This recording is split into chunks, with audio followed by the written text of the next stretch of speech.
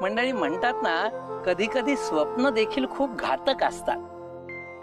मनी वसे ते स्वप्नी दिसे असं आपण म्हणतो, पण ती स्वप्न पूर्ण करण्यासाठी म्हणून जे काही प्रयत्न करावे लागतात ते अत्यंत क्लेशदायक असतात. बघू तरी काय घडते या इंदुमतीच्या आयुष्यामध्ये.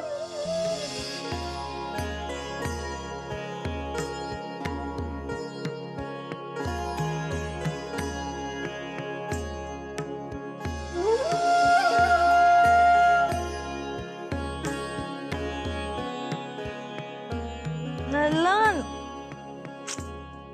का रे ललन? सुखाने तृप्त झोपलेला माझ्याकडे बघवला नाही की काय तुला?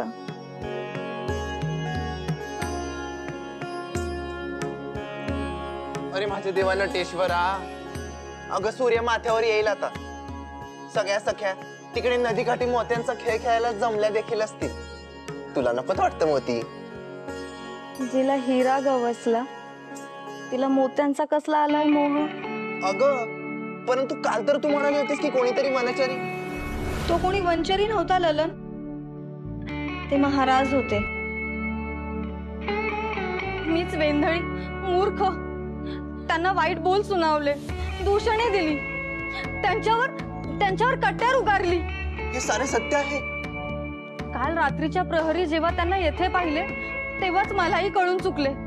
नशीब त्याने कोणताही राग मनात नाही ठेवला, नाहीतर एखाद्यानं सरकलमच केलं असतं बाई तुझं.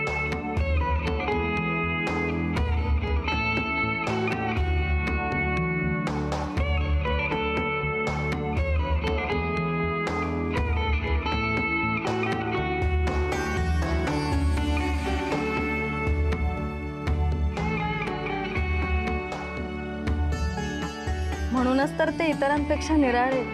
देवाची कृपाच झाली म्हणायची. परंतु इंदुमती बाईसाहेब, आता त्या विचारातून बाहेर पडा आणि आवरायला घ्या. सरदार मैफिलीची बिदागी द्यायला येणार आहेत. एकदा का परमेश्वराचं दर्शन झालं ना की उरतो तो केवळ निष्काम देह. आता ह्या देहाला त्या परमेश्वराशिवाय कशाचीही आस नाही, कशाचीही ओढ नाही. तर तेच माझे सर्वस्व. आता ही इंदुमती नाचेल ते केवळ महाराजांसाठीच.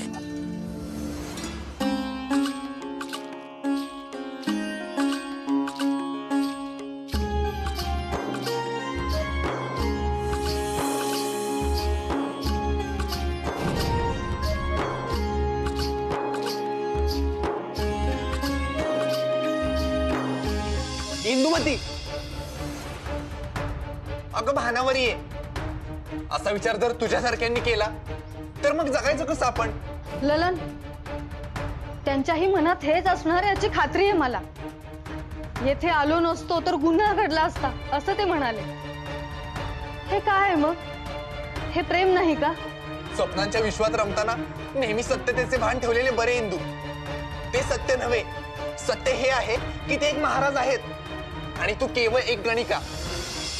कित्येक महान राजघराण्यातल्या राजकन्या त्यांच्याशी विवाहाची स्वप्ने बघत असतील आणि त्यांच्याच दरबारात कार्यरत असणाऱ्या सरदारांपुढे तुझे नृत्य होत असते. हा फरक डोळे उघडे ठेवून बघ इंदू. जे शक्य नाही त्याचा विचार स्वप्नातही करू नकोस इंदू. ते महाराज आहेत, विसरलेही असतील तुला. गणिका असले तरी सौभाग्याचे आयुष्य असावे हीच इच्छा मनी बाळगली. आज माझा अपराध झाला.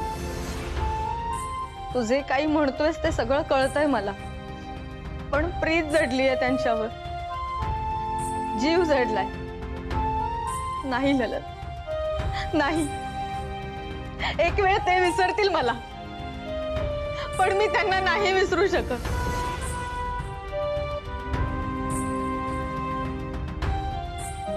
शिवशंभूच्या समक्ष शपथेवर सांगते की आता ही इंदुमती नाचेल ती केवळ महाराजांसाठीच. अगं इंदू, काय बोलते आहेस हे? शपथ घेतलीस आणि ती देखील शिवशंभूची. अगं इंदू, शपथ मागे घे, अन्यथा अनर्थ होईल. हे बघ ललन, देवी इंदुमती, महाराजांचे आगमन होत आहे. पाहिलंच ललन, माझी प्रीती खोटी नाही आणि त्यांचीही. ते मला विसरले नाहीत ललन.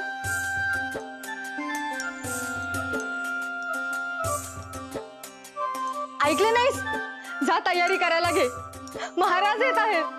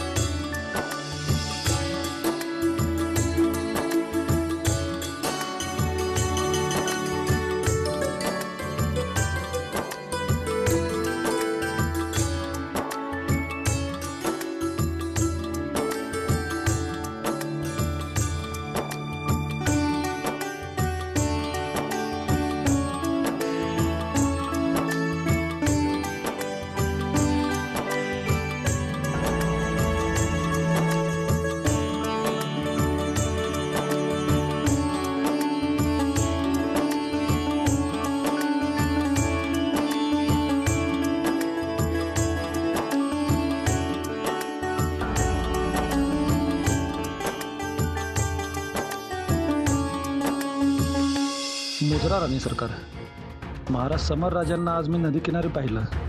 त्यांच्याबरोबर कोणतरी एक स्त्री होती.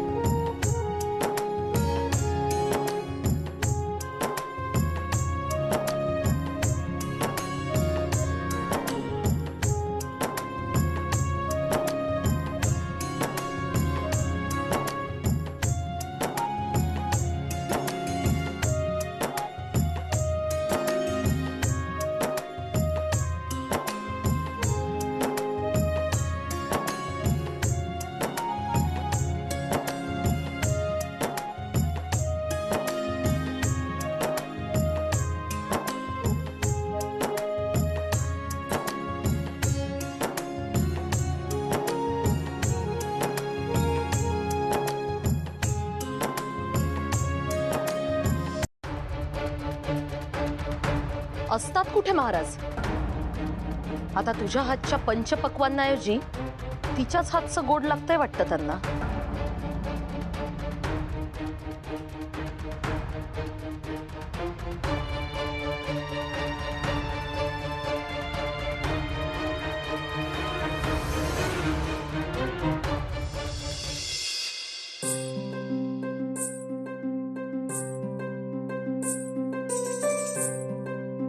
माझ्यासारख्याच अजूनही प्रिय गोष्टी आहेत आपल्या, हे ठाऊक आहे मला महाराज. तुला कसे कळले? आपल्या प्रियजनांच्या आवडीनिवडी माहिती करून घ्याव्या. सेनापती वीरभद्र यांना मी विचारले होते.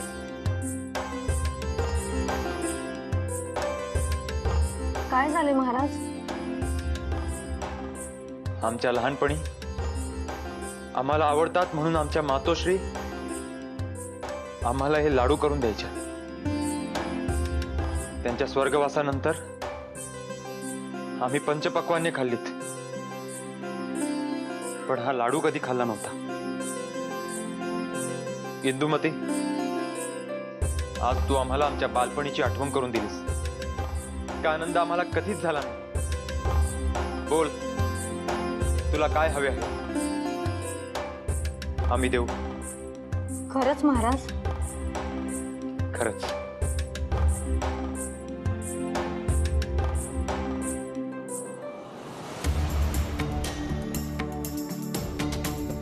आगीला वारा दिला म्हणजे ती विझण्याऐवजी अधिक भडकते कांचनमाला. हे मी तुला सांगण्याची आवश्यकता नाही. मी समजले नाही मातोश्री. हे तुलाही ठाऊक आहे मी कशाबद्दल बोलतेय. संसार आणि राजकारण ह्या दोन्ही गोष्टी सारख्याच असतात. फरक केवळ इतकाच असतो की एक उंबऱ्याच्या बाहेर करायचे असते आणि एक उंबऱ्याच्या आत. संसारात पत्नीने पतीला मुठीत ठेवणं आवश्यक असतं. आईसाहेब, आमचे ध्यान आहे त्या गोष्टीकडे. आम्हालाही डोळे आहेत. दिसतंय काय चाललंय आजूबाजूला. काही गोष्टी लपवायच्या ठरवल्या तरीही त्या कळून येतातच. आम्हीही महाराणी आहोत. राजघराण्यातील पुरुषांना गणिका काही नवीन नाहीत. राजघराण्यातील पुरुषांची शान शौकी हेच गणिकांच्या उपजीविकेचे साधन आहे. पण ही गणिका चलाक आहे. महाराजांवर गारूड घातलंय तिने, भुलवलंय त्यांना. आईसाहेब, तुम्ही म्हणत आहात तसे काहीच नाहीये. मी विचारायला आले नाहीये तर सांगायला आली आहे. कांचनमाला, हे सारे ऐश्वर्य तुझे, केवळ आणि केवळ तुझे आहे. इथे तुझ्या इच्छेशिवाय पानही हलत नाही. कुठलीही गोष्ट तुझ्या अनुमतीशिवाय घडत नाही. मग असे असताना तुझे तुझ्या पतीवर नियंत्रण कसे नाही? तिने महाराजांना भुलवून काही नको ते मागितले तर काय करशील?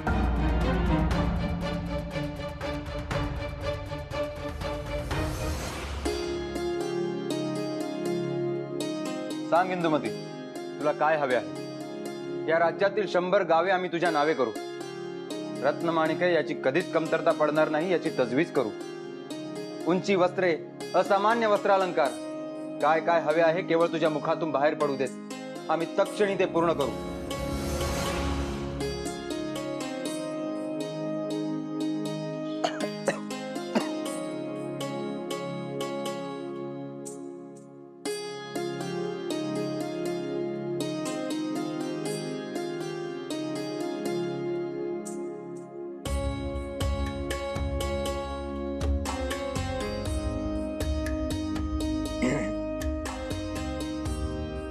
सांग इंदुमती, तुला काय हवे आहे?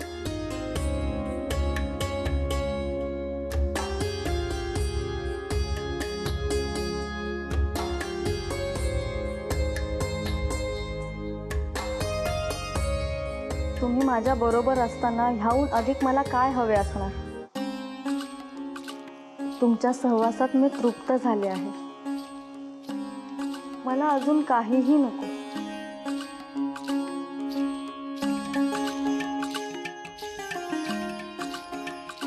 नाही इंदुमती, आम्हाला जे प्रिय आहे ते जाणून आमच्यासाठी तू स्वतः कष्ट करून ते केलेस. ही त्याची परतफेड नाही, पण मनापासून तुला देखील जे प्रिय आहे, हवे आहे, ते द्यायचे आम्ही ठरवले आहे. माझे सौभाग्य. काय म्हणालीस? नाही, तुम्ही माझ्या सहवासात आहात हेच माझे सौभाग्य.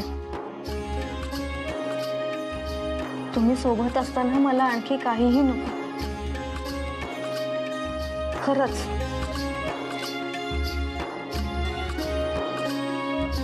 प्राणाहून प्रिय असणाऱ्या माणसाच्या मुखावर दिसून येतं की त्याच्या मनात काय चालले आहे. तुझ्या मुखावर आम्हाला दिसत आहे की तुझ्या मनात कसली तरी चलबिचल सुरू आहे. संकोच नको करू प्रिय, सांग काय आहे तुझ्या मनात?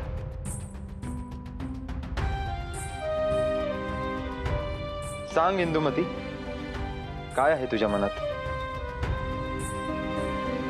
महाराज, मला देवी इंदुमती, क्षमा असावी देवी इंदुमती. महाराजांना भेटण्यासाठी सेनापती वीरभद्र आले आहेत. वीरभद्र? अचानक? जा, बोलाव त्यांना.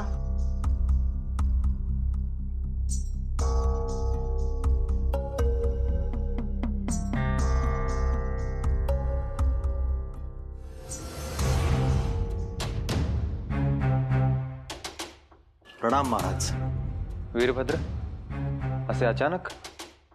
क्षमा असावी, परंतु महाराणी कांचनमाला यांनी आपल्याला त्वरित बोलावले आहे.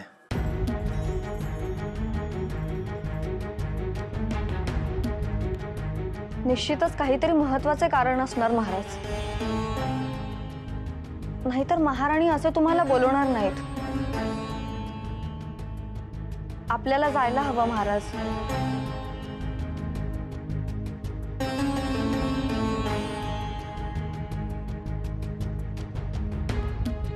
महाराज, महाराणींना कदाचित आपल्याशी याच विषयासंदर्भात बोलायचे असेल. मी बाहेर प्रतीक्षा करतो आपली.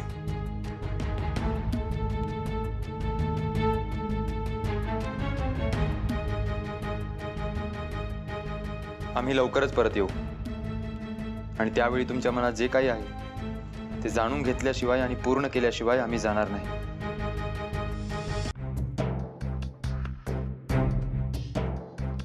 आम्हाला असे बोलवण्याचे कारण कळू शकेल?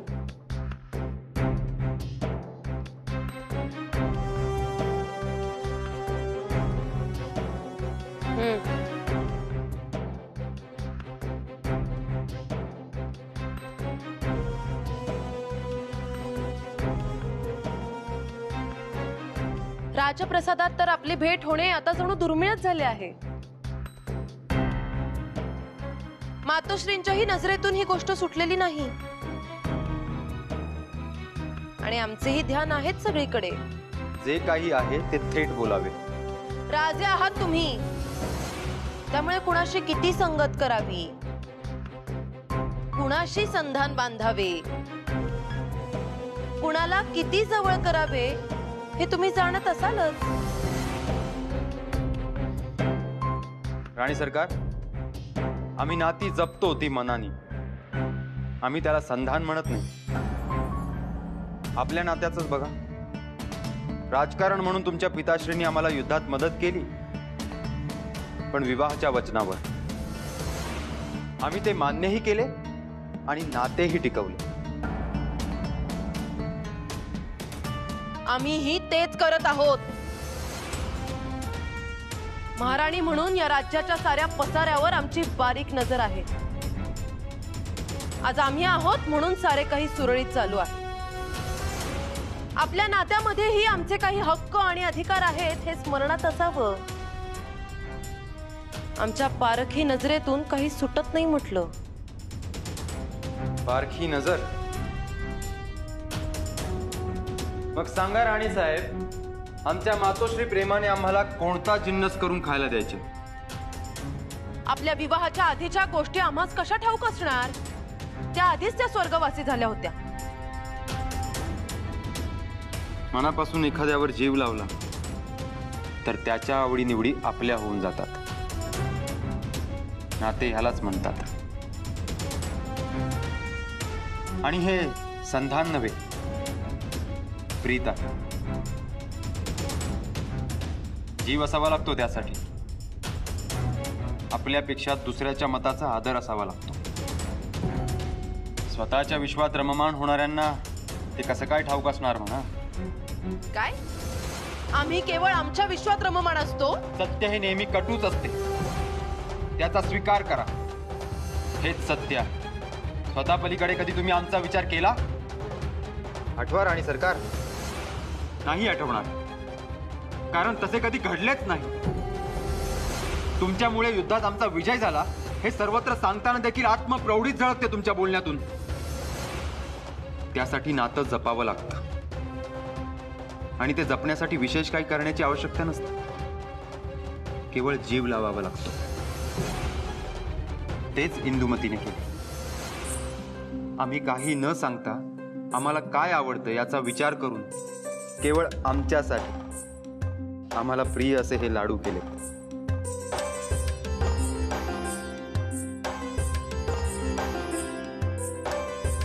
प्रेमाचा गोडवा आहे यात. तुम्ही पण घ्या.